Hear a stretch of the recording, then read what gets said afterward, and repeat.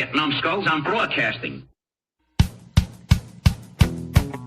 This here is a true story about crossing the pond at night in the world's smallest cockpit, on the tanker, through the weather. Oh, and to the tanker crew who did that, thanks a lot. We really appreciated that. I'm just kidding. No, I'm not.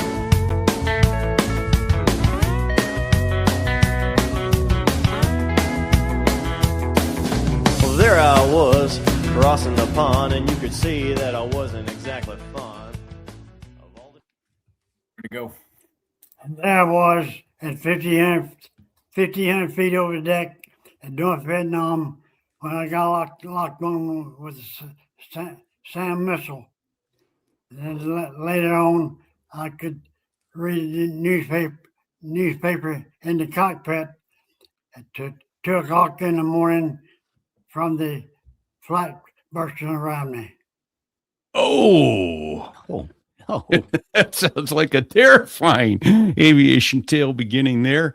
Greetings, everyone. Repeat here, coming to you live from New Hampshire today. Welcome to So There I Was. Where's my co-host? I am in undisclosed location in Florida still, avoiding the snow, and it is our distinct pleasure to have with us CB.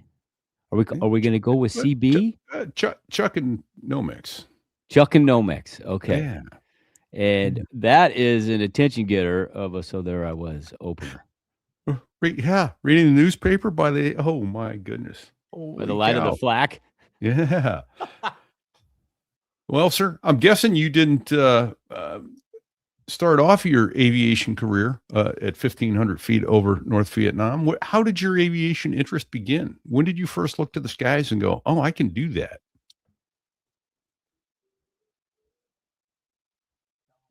When that guy came and you both ended up going to get your aviation physicals that time. Well, I had just completed. I was in a pre-med curriculum at college. Okay. And one of my buddies who was also in pre-med asked me to go down and check with the Navy and see what they had to offer. He didn't want to go alone. He wanted someone to go with him. Yeah. Okay. And it turns out that he was colorblind, but I passed everything with flying colors. So I went home, and then I was working at a cotton gin, and town had cotton at the cotton press, and got a call, said, do you still want to be a nav kid? I said, I guess so, why? And they said, well, we've been trying to get up with you for 2 weeks. Be here tomorrow morning. So he was in Northwest Tennessee. yeah. Okay. Very, very small town in Northwest corner of Tennessee. Oh, my goodness gracious. What year was that? Yeah, I went to NAS Memphis, What year was that? and that was 1951. 1951. I signed up on the 14th day of September 1951 to go in the Navy. And about the 1st of October, I got accepted to med school. Of course. Yeah. So I told him, well, I'm in the Navy now, but I'm only signed up for 4 years, and in the 4 years I'll hold my slot and I'll come to school. Okay. But in the 4 years, I was a JG, making $425 a month, flying where I wanted to, having a ball. I said, why in the world get out of the Navy and go to med school and go in debt when you're having so much fun. Right. Right on. So 22 years later, I retired.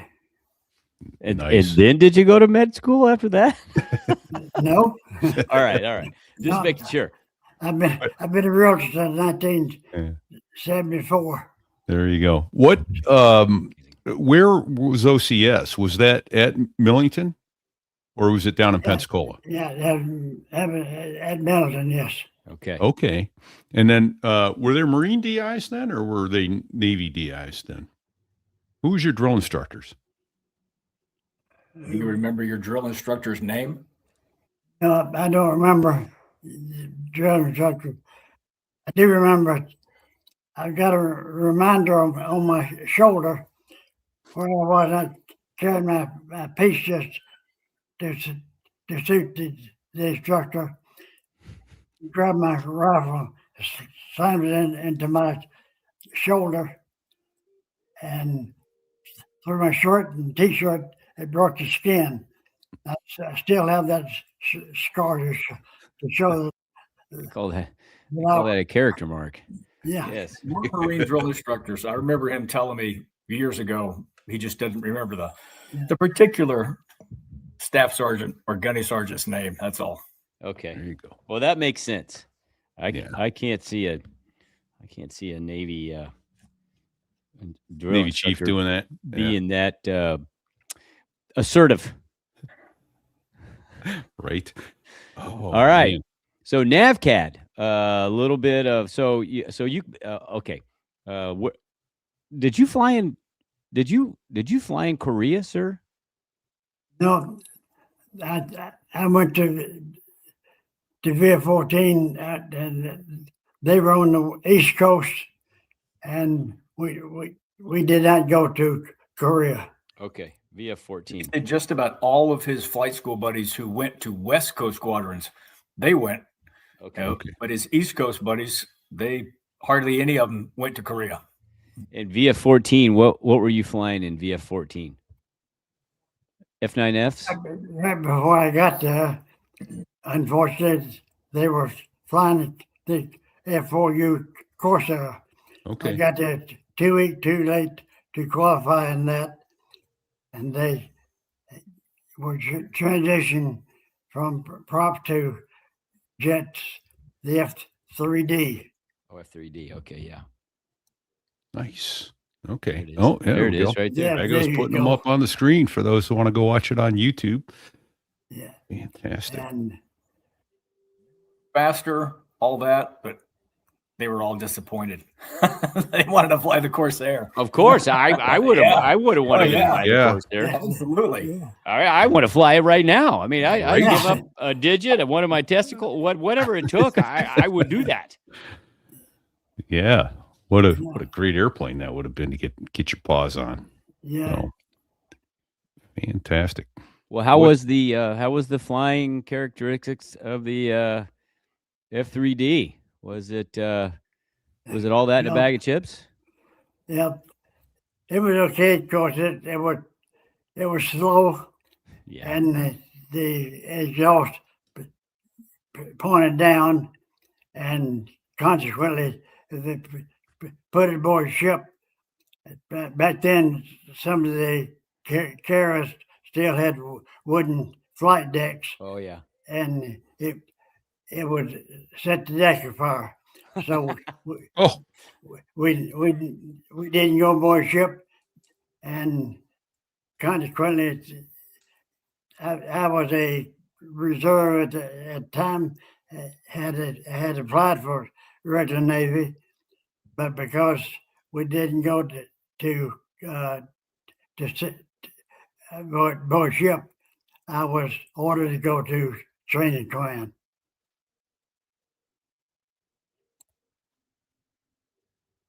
okay. Let's see. Did we lose you, Fig? No, I'm here.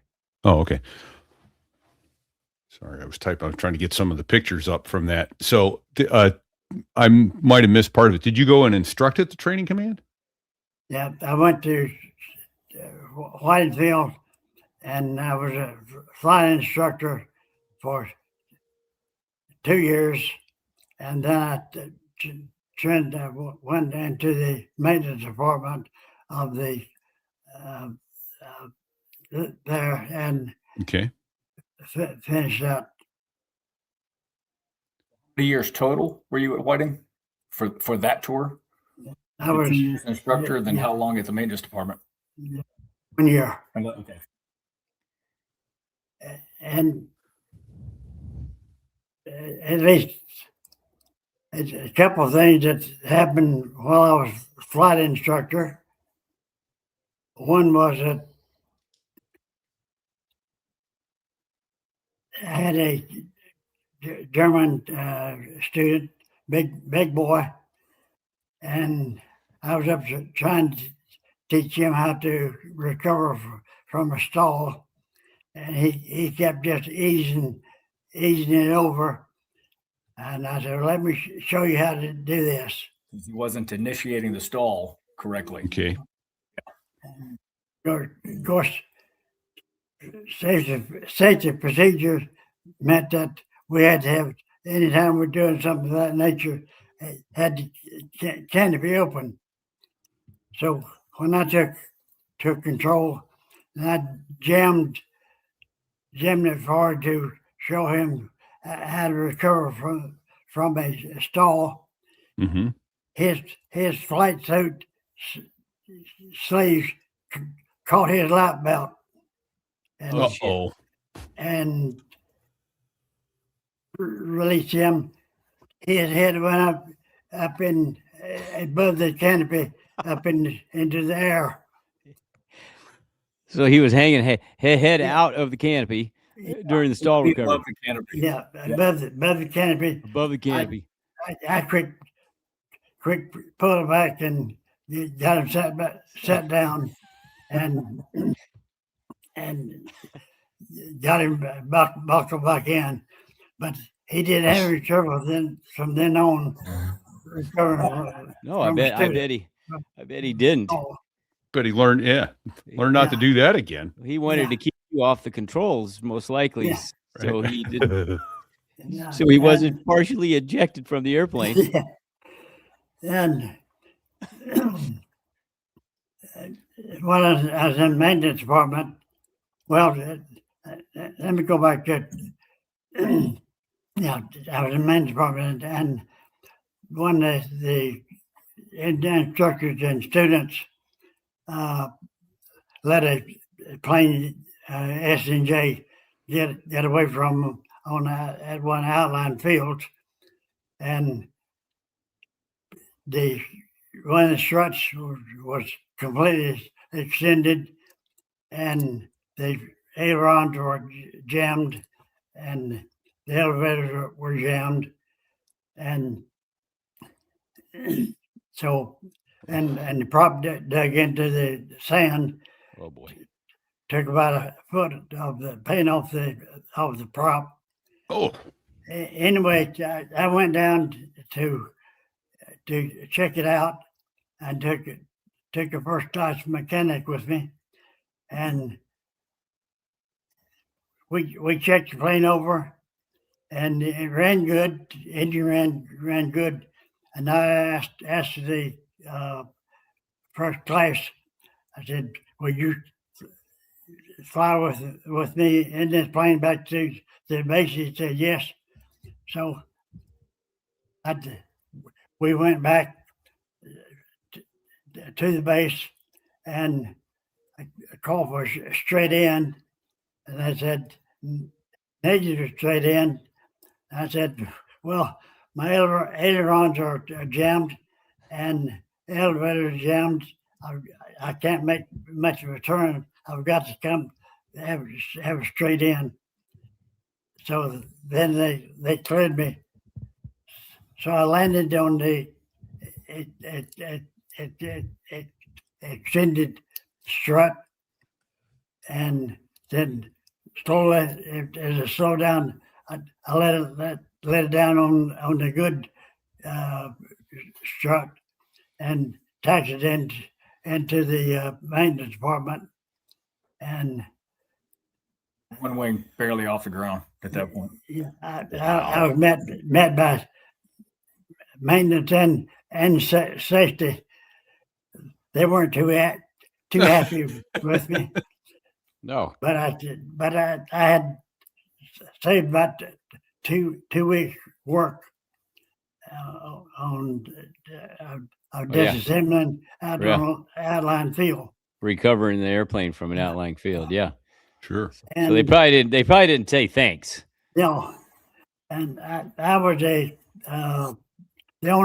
only jet pilot in the maintenance department, so I got to fly all of the maintenance checks. And Okay. One. So his first flight in a bunch of these jets was a maintenance check. Oh. We had TV1s and TV2s there for the maintenance of the pilots and the flight instructor that were jet pilots. They could take current with jets. Anyway, I took off and came back in late in the afternoon and asked for a little pass over the field. And I said, okay. So I dropped it down to 200 feet, full bore across the field. At the end of the runway, I pulled it up and rolled it. Did a barrel roll and turned around and went back in landing again. The State Department wasn't too happy. They met me and said, here we are trying to teach these students all safety, and you pull that stunt. Well, I enjoy it anyway. Now I know that's what where the Blue Angels solo guys get some of their maneuvers from. right? Because that what you described sounds like one of the solo maneuvers that you see the Blue Angel guys do. Indeed. It does. Yeah. So, what it occurs to me, the other voice you're hearing here, we did not introduce you properly. We need to welcome Chuck's son, Nomex, also a naval aviator. So, welcome, Nomex. Well, I've got kind of a question here. I'm gonna throw up one of the pictures that you sent to. Now I got to find the right one. It looks like, yeah, this is it. What did you do that? We've got an airplane with a canopy. That was when I was in advanced training in Kansas, Texas. We were flying F-6s, and we were out on a firing rockets, and my engine just froze. Ooh. Seized up. It's seized. Yeah, that's not good.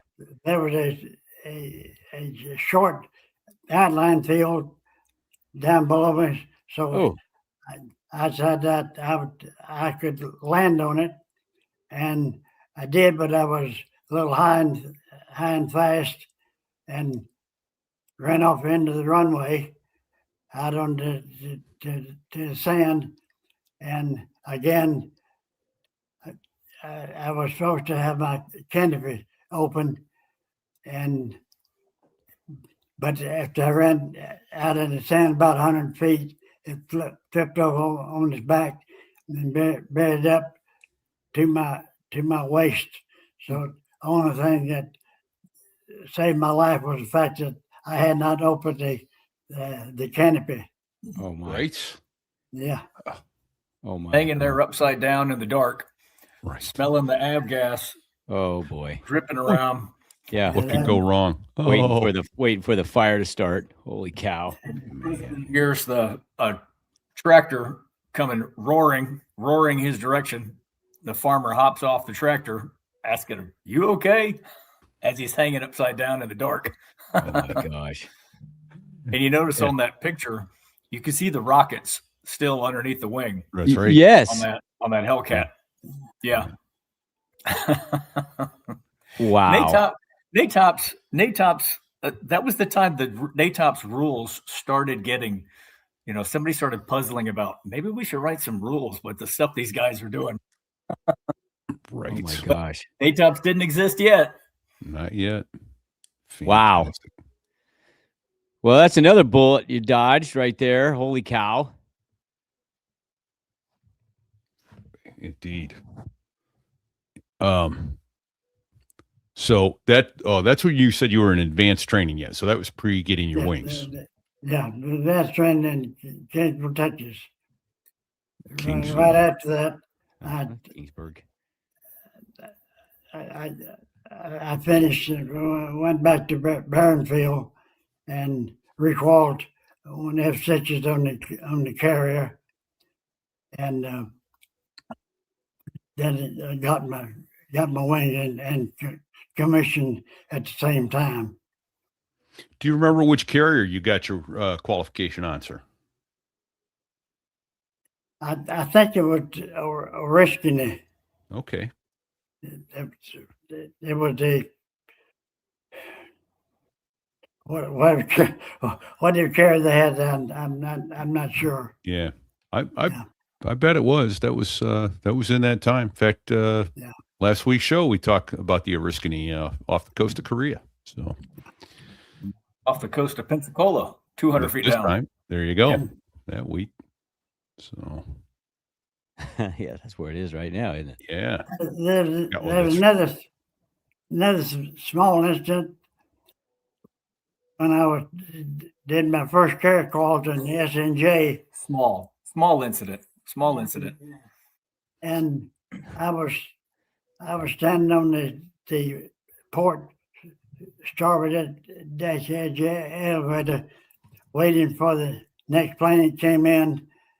He was to be finished, and I was to get his plane and take off.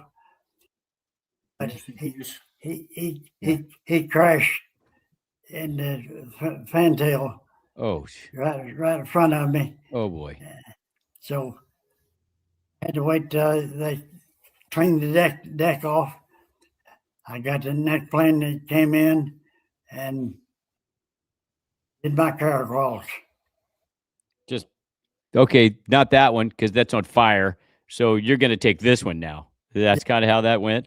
Yeah. Years ago, I asked him. I said, "So what did you do? What did you do after that guy crashed like that? Went down to the wardrobe and made a peanut butter sandwich and just waited till they were ready for me." That's just what they did back in the day, I guess, huh? Yeah. Just another Tuesday. No stand down, no investigation, no. This is nope. Hey, when the next plane comes, that's yours. So Yeah. go get a sandwich. Get ready. It's coming. Oh my gosh. That's Just amazing. Yeah. Then you wonder, how the NATOPS manual did get, written. All the warnings and cautions are basically spelled in blood. Well, it's because of Chuck's time. That's when they were writing it all in blood. Right. Wow. Oh goodness. Yeah. So you said you retired. I'm going to ask a rather morbid question, I guess. Do you recall how many friends you lost over all those years? Do you remember how many friends, shipmates, and squadron mates you lost during your 22 years? Not very many, but probably only three that I can recall. Okay. Yeah. Okay. And when I was at Sanford, Florida, which is just northeast of Orlando. Florida. Yeah. After I left the aircraft carrier, I had been ship's company on the Wasp, and stationed at Boston South Annex, and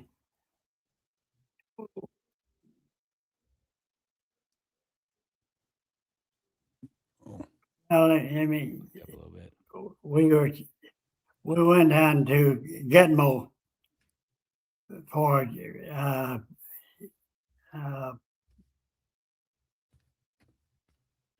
resident inspect crews. That was when they had the first Congo uprising, and we were ordered to go to the Congo to take off all the refugees that wanted to. And one day, I was a boat officer. We anchored out in the bay and invited anybody wanted to come out and visit it on the ship. So we had to boat them out there, and I was a boat officer one day, and pulled up, and everybody started jumping in the boat. It was we were about to had too many on the boat, and I ordered the boatman to pull out from the pier. Didn't know how many were going to fall in the water, but because they missed the boat. But and that was off the coast of Congo. Yeah. Okay. Oops. And we left the down there, head back to the States. This is after that port visit. You were headed back to the U.S. Yeah. Okay. And before we got out of sight of the pier, they had a coup. Oh.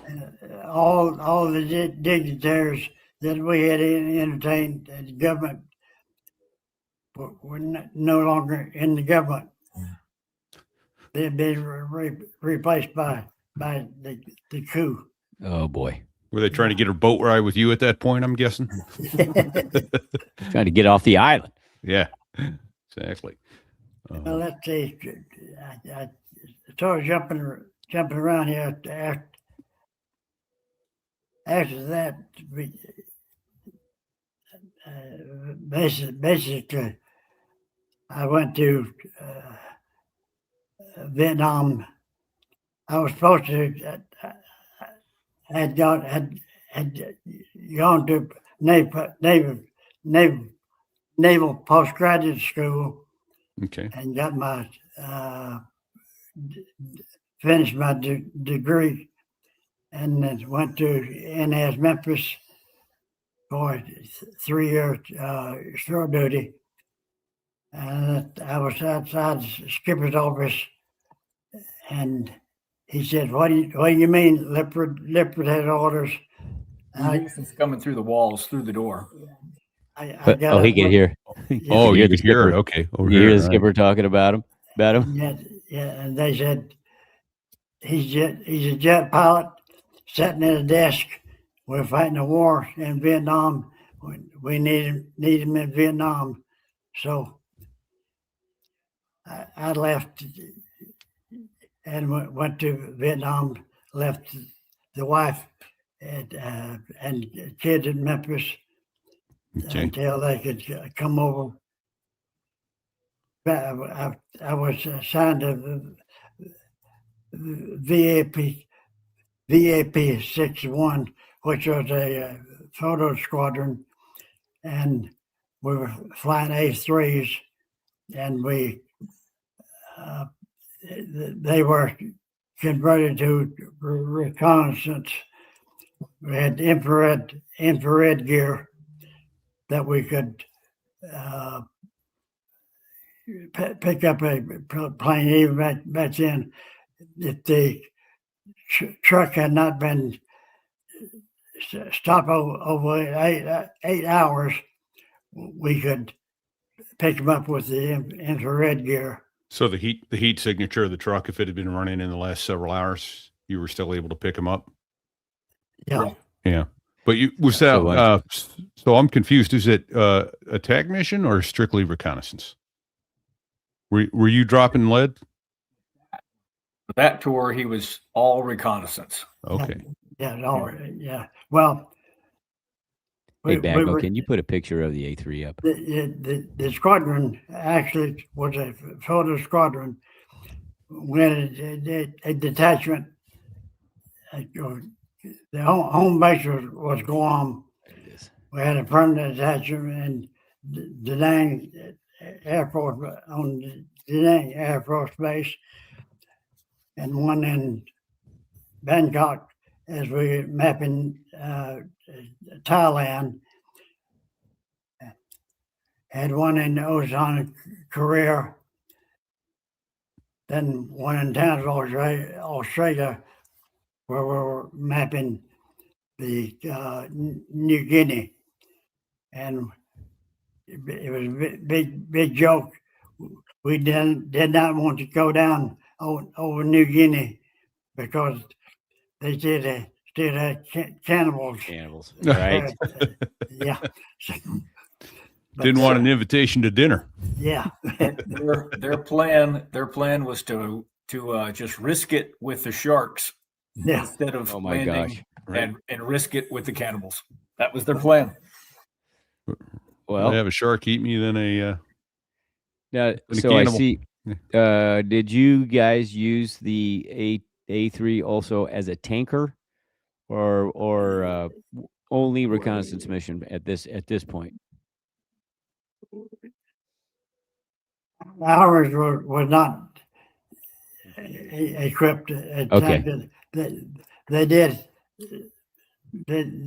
have equipped at a tanker, and I reviewed a lot of times, and night reviewing was a real experience. Sure. And Well, can I But- assume that most of your missions in that airplane, then the reconnaissance, were they at night, or were they also during the they day? were all at night.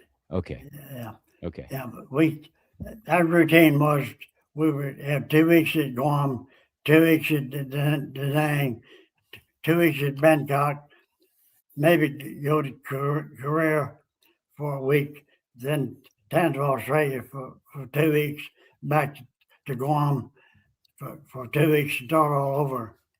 But the had a couple of real incidents at Da Nang. I got a haircut at the officer's barber shop, Okay. and the barber shaved my neck with a straight razor. Okay. That night, the barber he was a Viet Cong, and that night he was left hanging on the fence, and a sapper attack trying to come into the base. So from then on, I got all my haircuts at Bangkok. Yeah. And Wow. one day, of course, I always had a sidearm. The Air Force PX was about 5 miles from the base, and en route we went through a little community, and it kept a jeep was stopped too long at one of the saloons, and they found out the short patrol finally went in, and 2 guys had their throats slit. Two Army guys had their throats slit, so that was more incentive for me to get all my haircuts in Bangkok. Absolutely. I mean, that's just Yeah. horrible to find out the guy with a straight razor on your neck was VC. Man.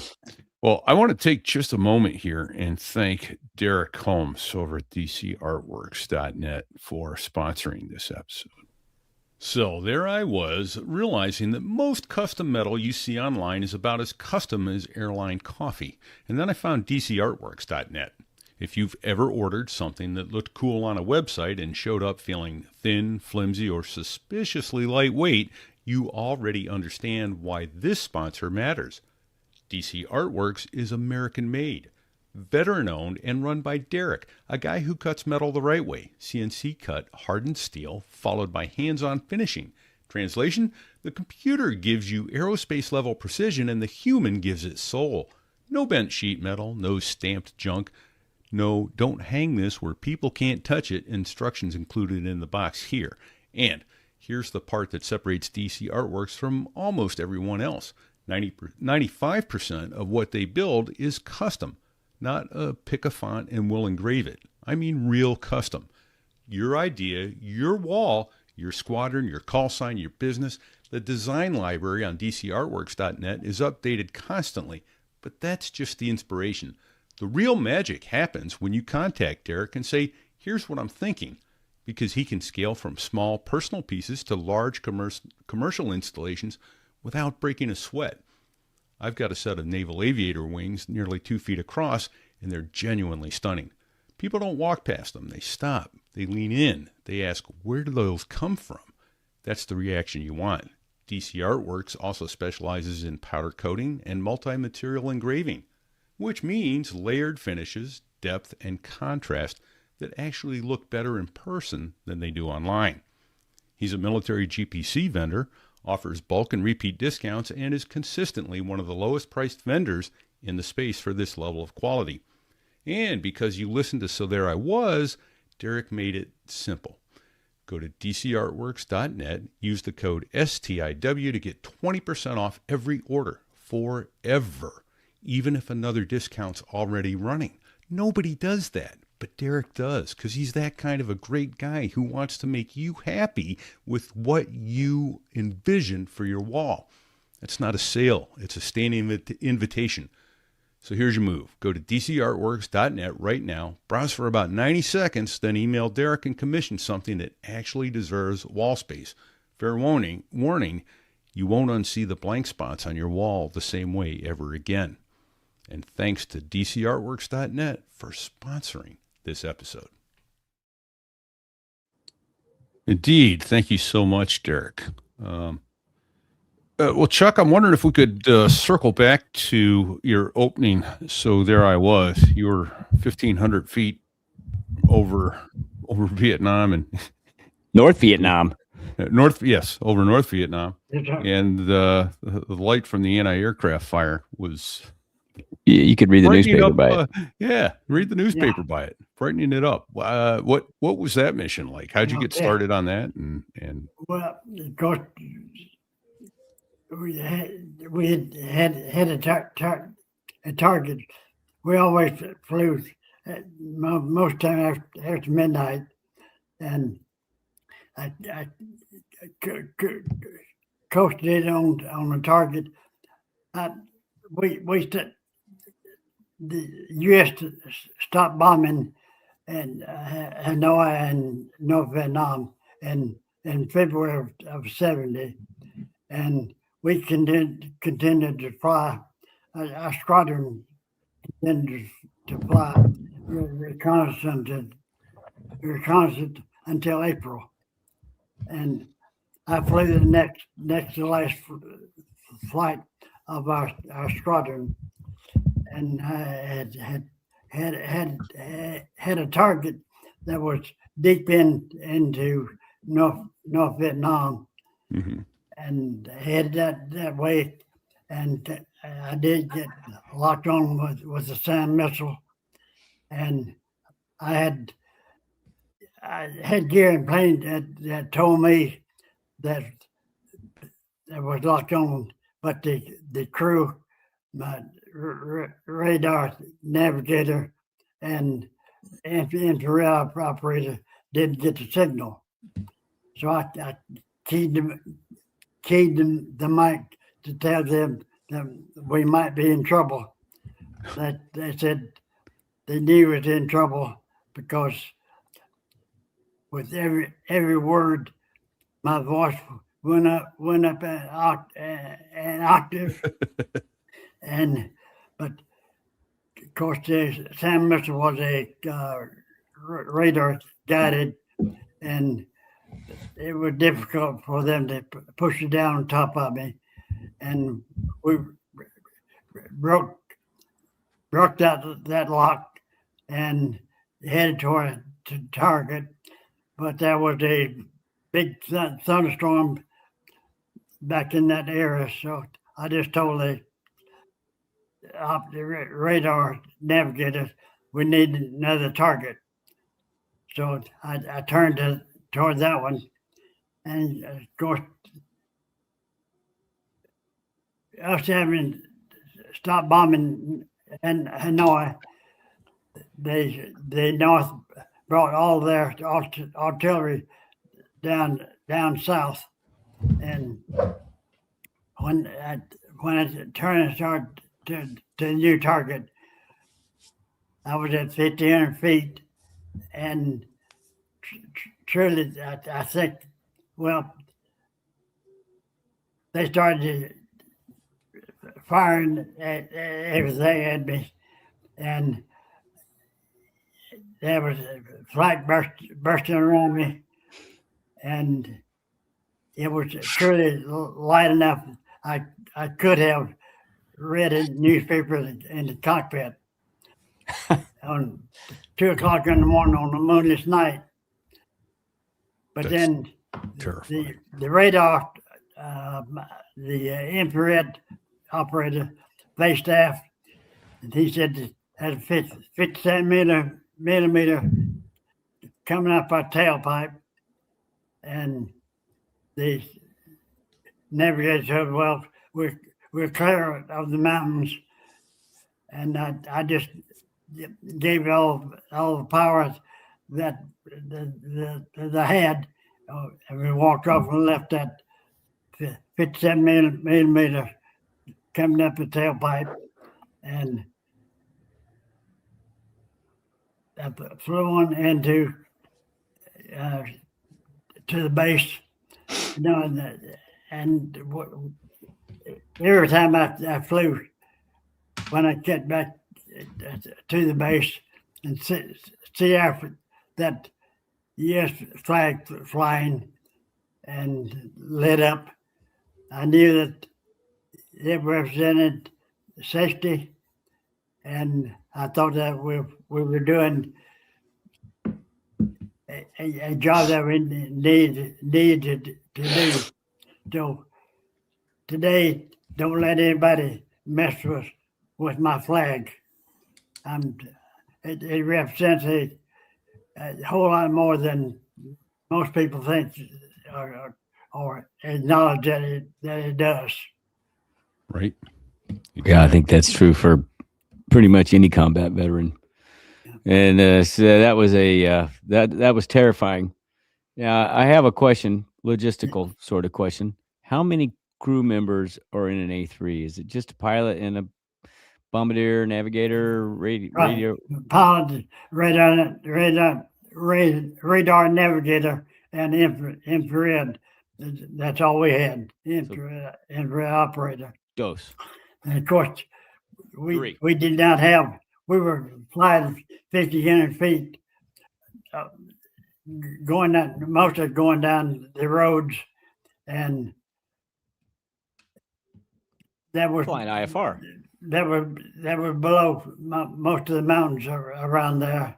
Oh yeah. And we did not have terrain avoidance gear, so if the shadow on the screen was increasing, we knew we had to turn or climb, and or if it was decreasing, we knew we had clearance.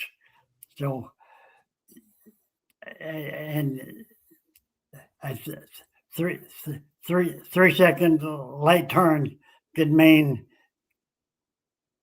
crashing into a mountain. Yeah. Right.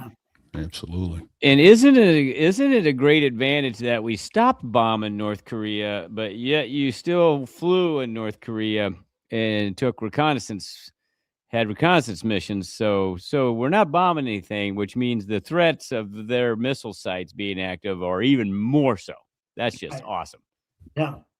Yeah.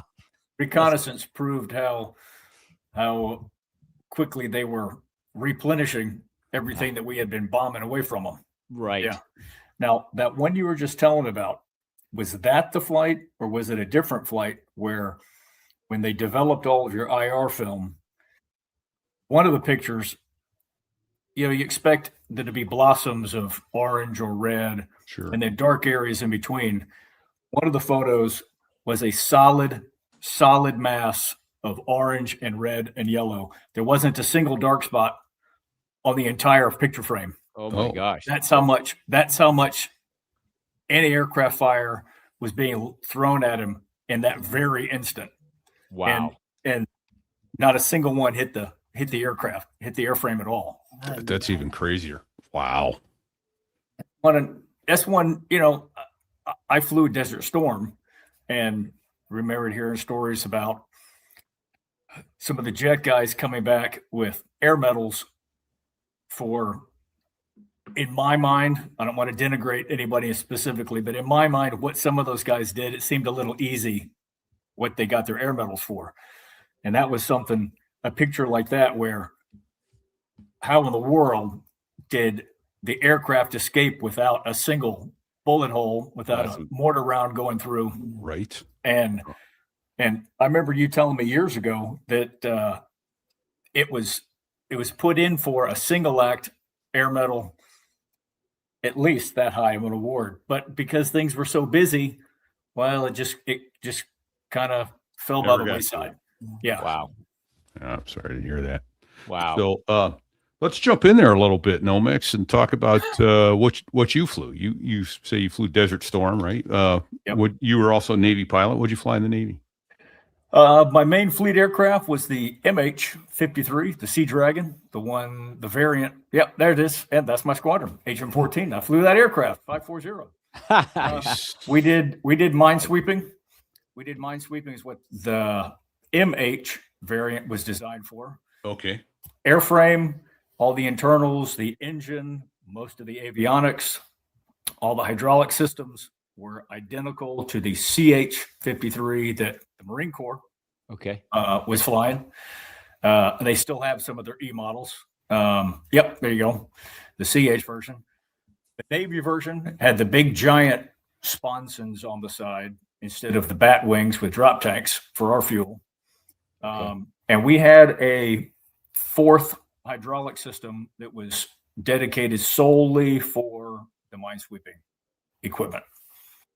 But otherwise, 95% of the airframe was identical to the Marine Corps CH version.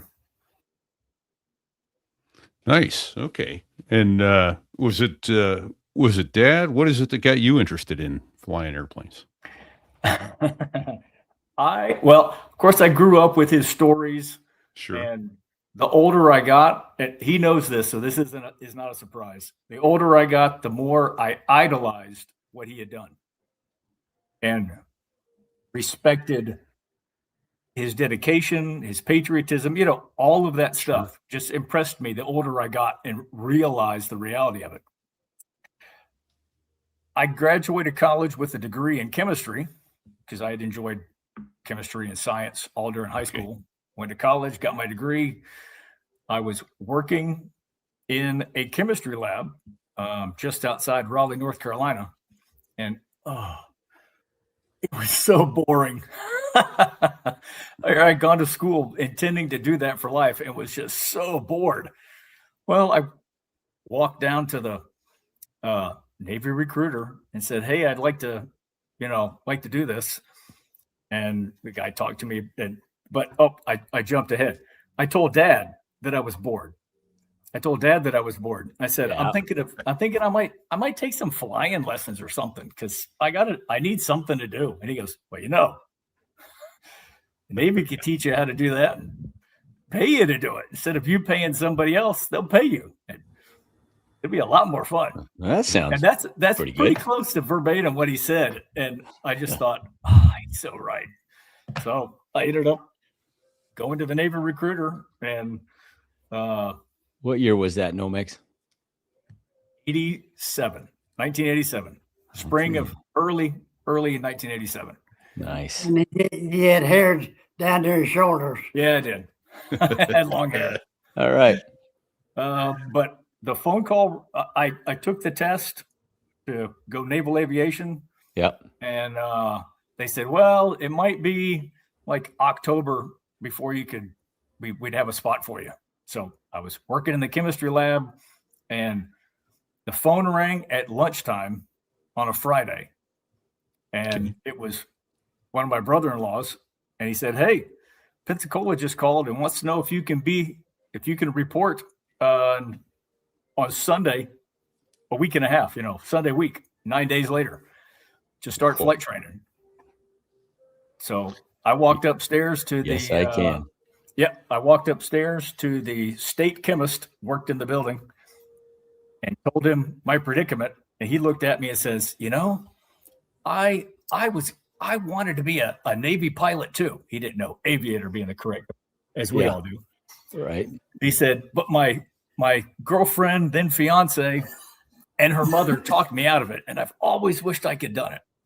So tell you what, write me a handwritten 1-paragraph resignation, put it on my desk before you leave this afternoon, and go have fun. Well, consider that your 2 weeks. A little short. Well, that's pretty awesome. Yeah, it was. It was couldn't have worked out better. Wow. So 8 weeks of AOCS, right? 8 weeks. Is that right? It was when I was there. It was 12. Yeah. Okay. But I got an extra week, as many people did. So I got 13. It was 16 when Dad went through. So, but yeah, we both graduated AOCS. In fact, he said he had September 14. What was it that you did on September 14? Signed up at NAS Memphis. To join the Navy, and I was born on September 14, 22 years after that. Wow. So it seems kind of predestined.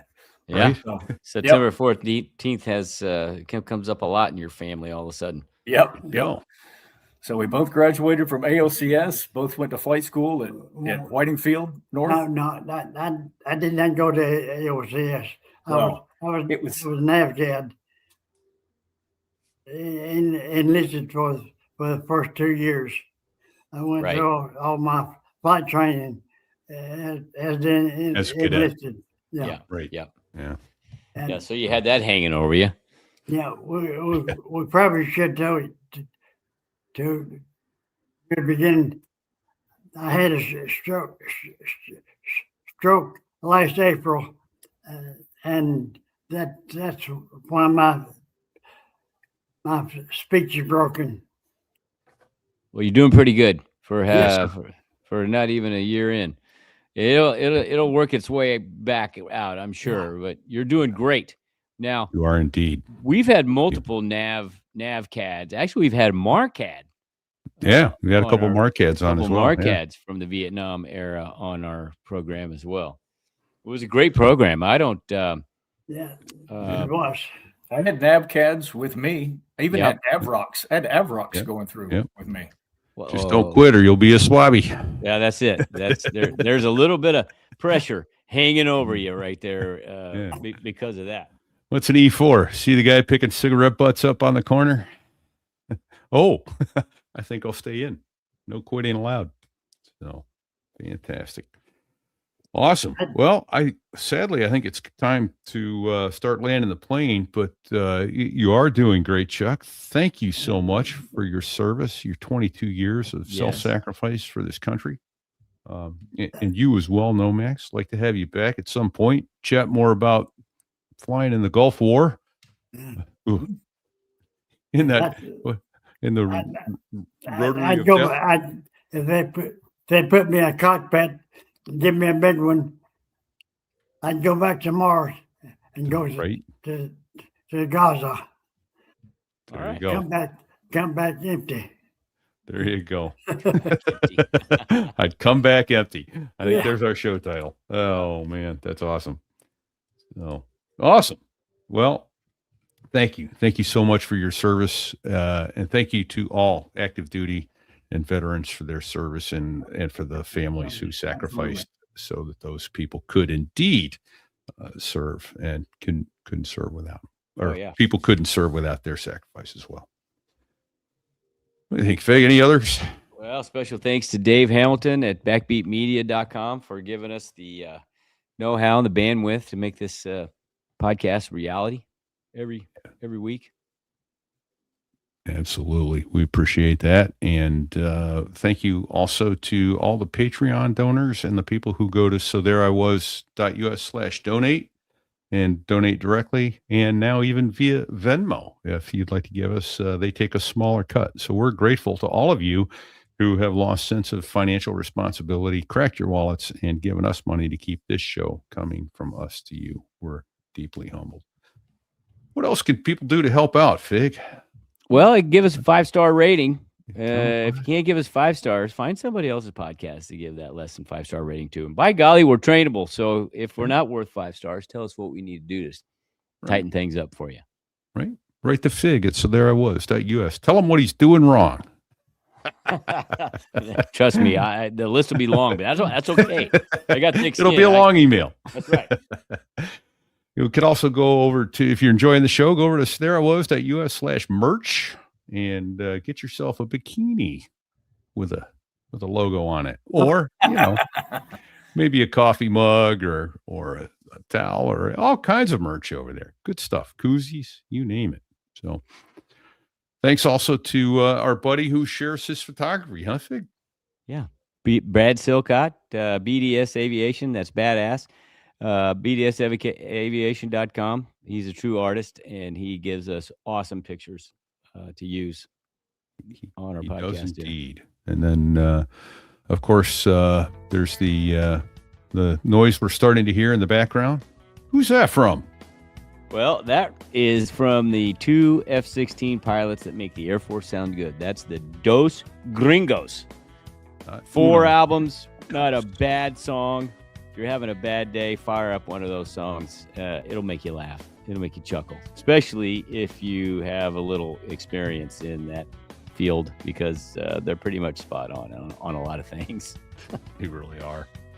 Very observational music. So, all right. Hey, before we go,